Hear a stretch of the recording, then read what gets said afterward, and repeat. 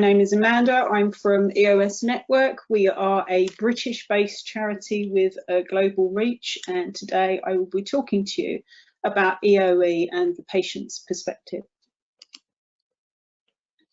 So today, as Arjun says, I actually have two children who've been diagnosed with eosinophilic diseases, but I'm not going to talk about them today. Today I'm going to share you Stella's story and to demonstrate how EOE can have a lifelong impact. So Stella was born in the 1960s, a bygone era where you were told to eat what was put in front of you or go without. And this resulted in her often being told off for not finishing her food or eating slowly. And she was accused of being fussy and attention seeking. And this obviously isn't Stella in this picture, but she really felt that this demonstrated what she felt like as a child. As a teenager, she learned coping strategies and she went on to train to be a chef to help control her diet.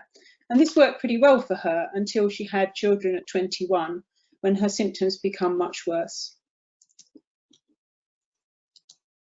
So the symptoms are pretty much what we all see across the board with EOE. There's no surprises there. And the impact on her life was heavy, as you can see, which is no surprise either. She began the merry-go-round once she got to the point of feeling her symptoms needed to be addressed, and she went to the GP because she was avoiding so many foods and was prescribed multiple antacids and PPIs, none of which helped. Eventually, her GP gave a referral to a gastroenterologist, and she went for a barium swallow and an endoscope, but they didn't find anything that actually changed her outcome. So she went back to the GP again for another go. And at this point, he considered that maybe it was anxiety that was causing her problems and suggested that she had a mental health referral. Now, obviously, when she had a mental health referral, they assessed her and said, there's nothing wrong with you. This is obviously a physical problem, and we feel you need to go back to your GP. Well, this circle went on for 24 years, round and round, until eventually she attended the London Allergy show in the hunt for extra foods on her free-from diets that she was trying. And this was 2011. And she heard about eosinophilic esophagitis, which sounded awfully familiar to what she was dealing with. And so she took this information armed off to her GP, of where they said they'd never heard of it, and dismissed her concerns. Well, she carried on for another 5 or 6 years till eventually she moved home. And obviously in moving home, she gained a new GP and decided to approach the subject again because nothing had really changed in her life. She was still dealing with the same problems. Now, fortunately, this GP happened to have another doctor in the surgery whose wife had been dealing with similar symptoms, and they'd been investigating her for EOE. So they referred her. And surprise, surprise, the biopsies came back and she was diagnosed with EOE. Stella was now 50 at this point. The next couple of years was trial and error. She went back onto omeprazole again, a very high dose, which didn't agree with her and caused more gastro problems. She tried Montelukast, didn't seem to make any difference. She had a go at a 6-fed diet, which was even more than she'd already been cutting out. And she really struggled with that because there wasn't any extra support. And then they prescribed swallowed fluticasone. When I asked her about that, she said to me, oh, I don't know why it didn't work. And I said, did you be told not to drink afterwards? She said, no, I was told to clean my teeth straight away. Well, she still was dealing with all her problems, and her diet was now to only 19 safe foods. So needless to say, her quality of life was pretty poor. And she went back to her specialist and they re-scoped her and referred her for an allergy referral. And after this, they said to her, we've pretty much done the extent of what we can do to help you. We think you need to go back to your GP again. And she appreciated them for their honesty, as it wasn't an area of their expertise. Well, things had moved on a bit in the last 4 years, and actually her GP said, I think we can find you someone who really has expertise in this if you're prepared to travel. So she was referred to an EOE expert. Unfortunately, COVID got in the way for a period of time, but she eventually got to see this new specialist and they prescribed budesonide for her, which she didn't get on with either because she was sensitive to the honey with it. She's now currently trialling Julveza, and fingers crossed, we're pleased to say that so far she's seeing some promising results. Well, this whole experience for Stella has been lifelong, but we're pleased also to say that she's taken her experience and turned it into something positive, as she's no longer a chef, but she actually teaches other chefs and out places for food to actually cater for allergies and food intolerances.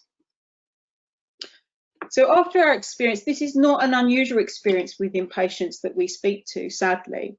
So we've started investigating some of these interesting learnings that we would like to know better about how the experiences have affected patients. The first thing we'd like to know more about is the length of time to diagnosis, as we see right across the board, multiple patients with 50 years to diagnosis, some with 10. So we took a look at our patient registration, and across the community we looked at 37 parents and carers, and our average across that period with children was 4 years of symptoms to diagnosis.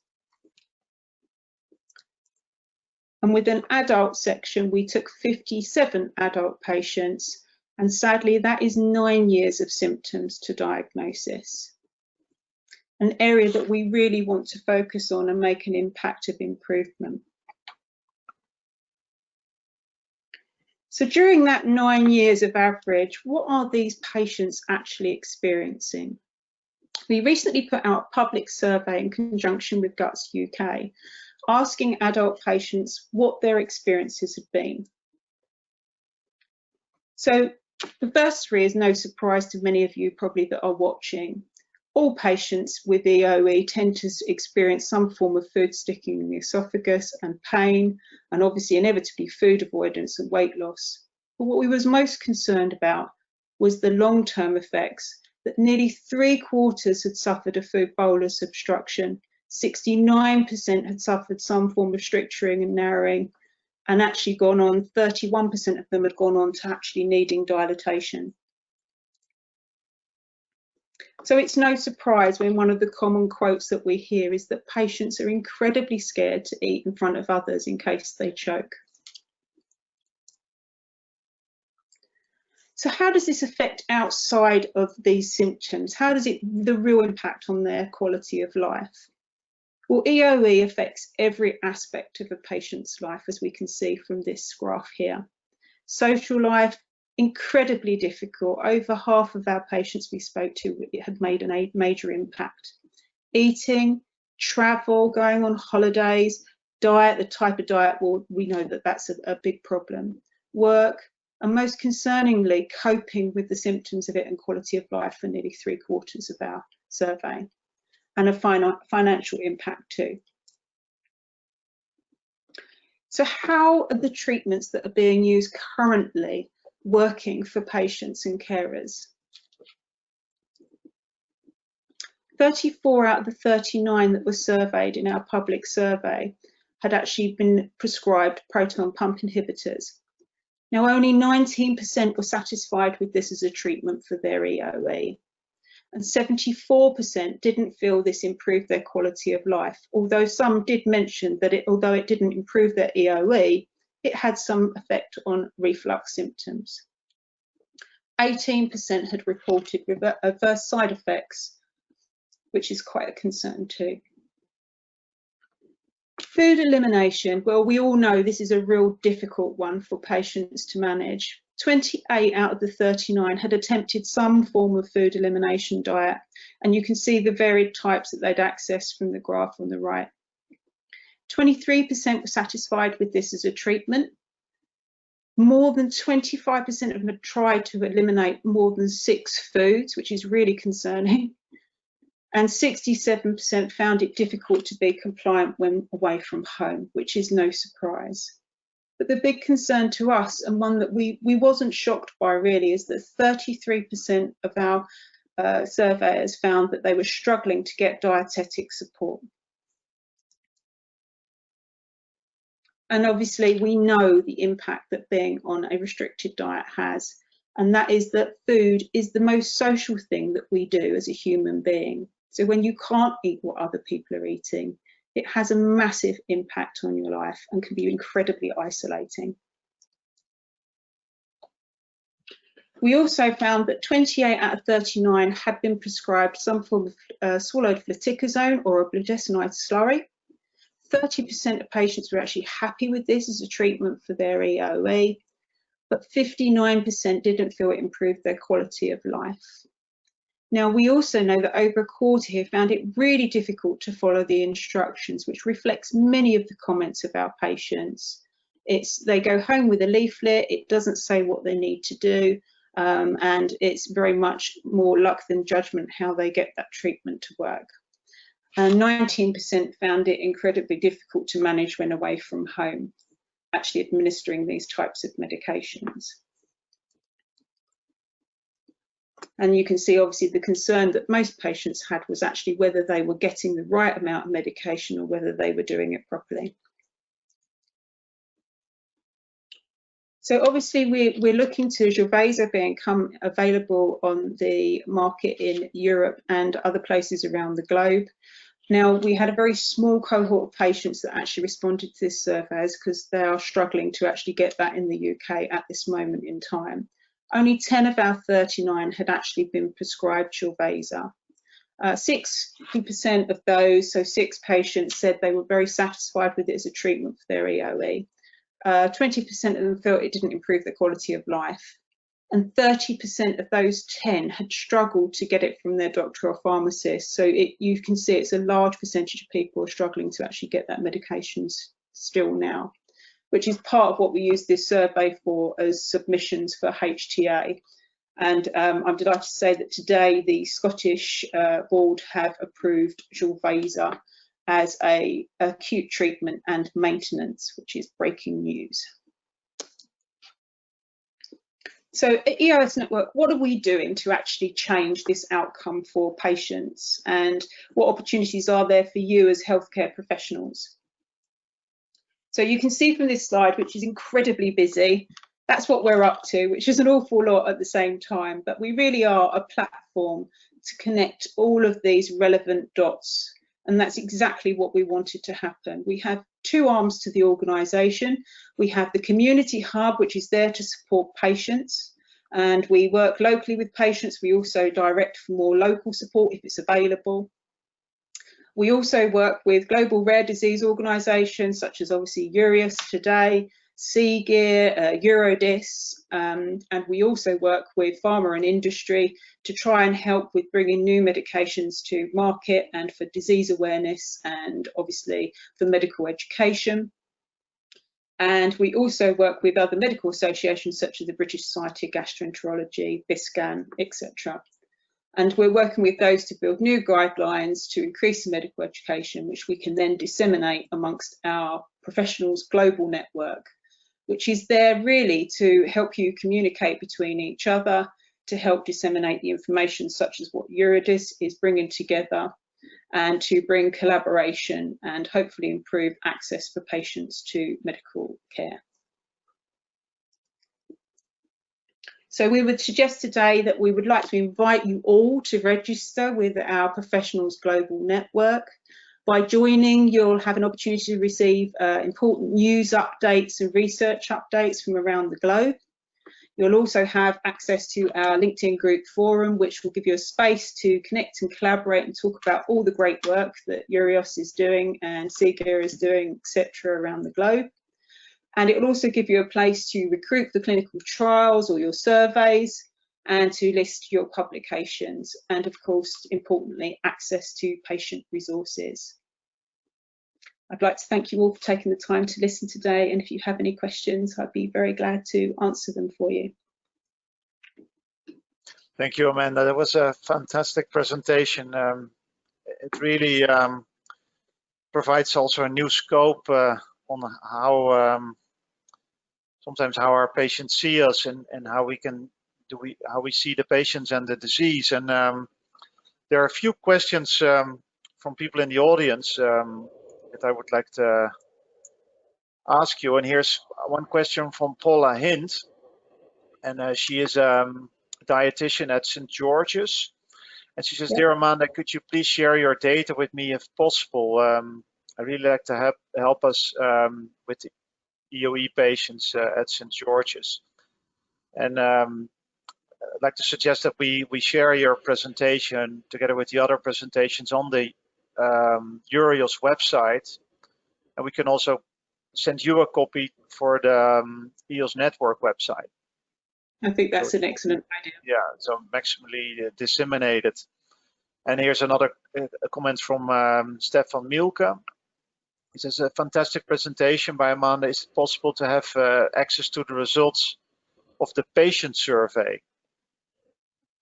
We are looking to put it together as a publication, actually. I was very grateful. We worked in conjunction with Guts UK to get as much spread as possible. And it was very nice to give us an opportunity to make it public, so we weren't getting any biased opinion from anywhere. And it was a great insight. We felt it was a great insight to patients. You know, obviously we speak to people on an individual basis, but when you get that across a broad spectrum, and it won't be the last survey that we do. So if anybody's got any suggestions that they would like us to put out to our patients, we're very willing to listen to that. Yeah. There are a lot of questions and comments now coming in. Here's from Margaret Collins saying, thank you, Amanda. Did the patient you highlighted in the beginning have a stricture diagnosis? Right at the beginning. So are we talking about the... I think the lady with the delay. The lady with the delay. I don't know. I can find out for you. I think actually she'd made herself sick an awful lot in her lifetime and learned that as a coping mechanism. And she's also been on a highly restricted diet all of her life. Okay. And here's a comment from Alex Strauman, our society's founder. He says, dear Amanda, congratulations on this excellent presentation, Alex. And it's another thank you from Paula Hint. And here's also, let's see, a comment from Luc Biederman. He says, thank you so much, Amanda, for this beautiful and impressive talk. Officially, he says EoE was the first described end of the 80s, and it hardly existed prior to that, at least wasn't described, at least in the medical books. And then he says, have you met more patients where the disease may have started considerably earlier? Do we have to assume that EoE has been existing much earlier, maybe several decades before the first descriptions? And he asks you, off the top of my head, sorry. Yeah, he says, what's the earliest presumptive initial EoE manifestations that you recall from patients that have shared with you? I have at least, off the top of my head, I have at least 4 patients that have had 50 years of symptoms. Oh, that's really impressive. That also changes a bit of our history on EoE. I think Luc will get in contact with you about it. Maybe we should consider describing these patients and see if they agree. Contact them and see if we can learn from their stories. Well, there's another 10 more questions, but we're running out of time, and we have to go to the next speaker. Amanda, I'm really impressed by the presentation, and thank you so much for making the time to share this with us. I'm very willing to share my email address, or alternatively, if you just go to the website and click on the contact us or join us, then please feel free to submit your questions or get in touch. I'd be delighted to hear from you. Thank you so much. Thank you.